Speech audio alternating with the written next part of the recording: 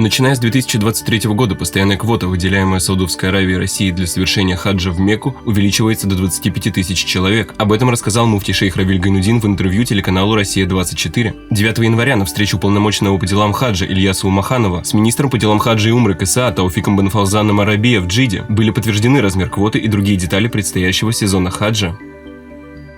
11 января исполнилось 160 лет со дня рождения татарского религиозного деятеля Хасангаты Габаши, занимавшего в разные годы пост казы Оренбургского Магометанского духовного собрания. Как историк и педагог, Хасангата Габаши занимался созданием новометодной учебной литературы.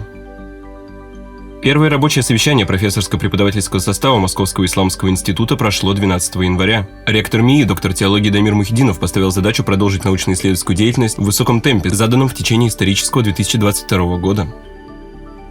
В дни новогодних каникул Духовное управление мусульман Российской Федерации по благословению муфтия Гайнуддина направило гуманитарную помощь Духовному управлению мусульман ДНР. В состав гуманитарного груза вошли продукты питания и религиозная литература, в том числе экземпляры Корана.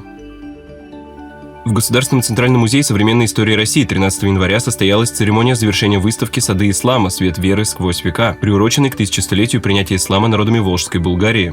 Профессор Дамир Мухиддинов презентовал новые книги издательского дома «Медина», в том числе уникальные репринтные издания из серии «Кораны России».